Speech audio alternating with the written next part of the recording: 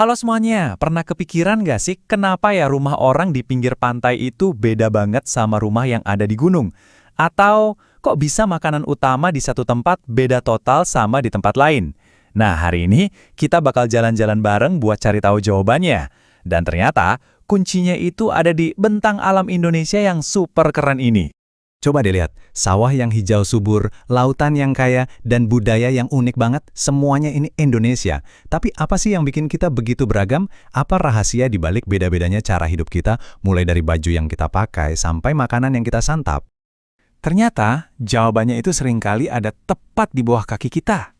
Yap, di daratan yang kita injak.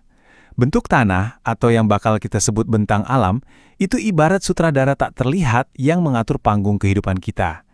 Yuk, kita mulai penjelajahannya. Oke, petualangan kita dimulai dari satu kata kunci penting, bentang alam. Ini adalah istilah kita untuk lanskap. Kita akan sama-sama menjelajahi apa itu bentang alam, dari puncak gunung yang megah sampai ke bibir pantai yang hangat. Jadi, apa sih bentang alam itu? Gampangnya gini, coba deh lihat keluar. Ada gunung, lembah, sungai, atau mungkin pantai. Nah, itu semua adalah bentang alam. Ini tuh kayak panggung raksasa, tempat semua cerita kehidupan kita dimainkan. Dan coba lihat betapa bedanya panggung ini di Indonesia.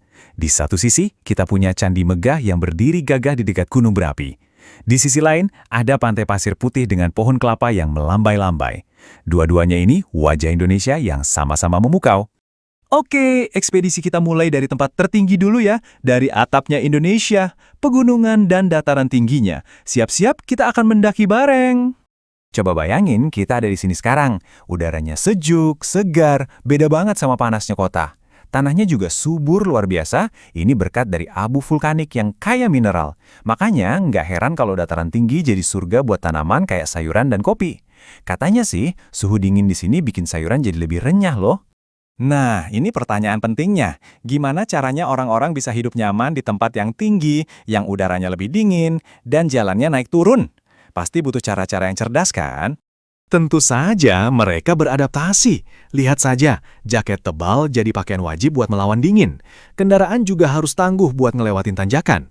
Bahkan, isi piring mereka pun mencerminkan tempat tinggalnya, penuh dengan sayuran segar yang tumbuh subur di tanah pegunungan. Setiap detailnya itu adalah bentuk adaptasi yang brilian. Oke, para penjelajah, puncaknya udah kita taklukkan. Sekarang saatnya kita turun gunung dan meluncur menuju tepi pantai. Perjalanan kita belum selesai loh. Yuk, kita lihat gimana kehidupan berubah drastis begitu kita mendekati laut. Sekarang perjalanan kita sampai di dataran rendah. Di sini, tanahnya lebih datar, sungainya mengalir lebih tenang, dan denyut kehidupan terasa banget di sekitar pesisir.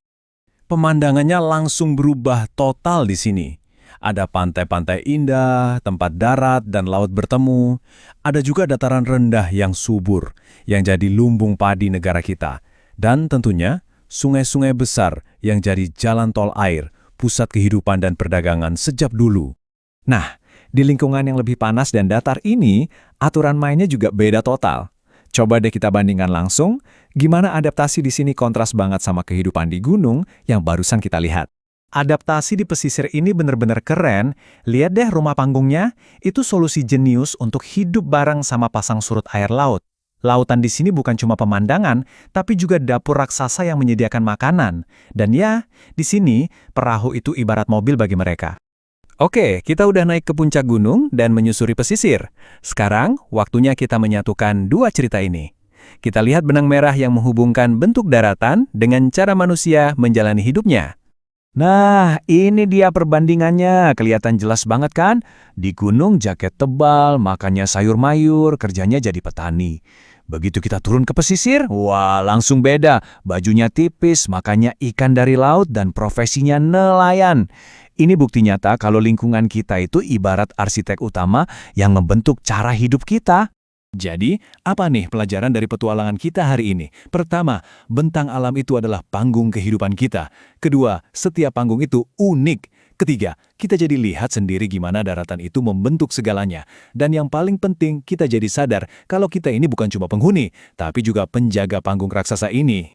Dan pesan ini penting banget buat kita pegang. Semua keindahan yang kita lihat hari ini adalah harta karun bangsa. menjaganya itu bukan pilihan, tapi tanggung jawab kita semua untuk kita wariskan ke generasi nanti. Nah, sebagai penutup, saya mau tinggalin satu pertanyaan buat kamu renungkan. Semoga perjalanan singkat kita hari ini bisa memantik rasa penasaran kamu untuk terus menjelajahi keajaiban alam di sekitar kita. Terima kasih banyak ya sudah ikut dalam ekspedisi ini.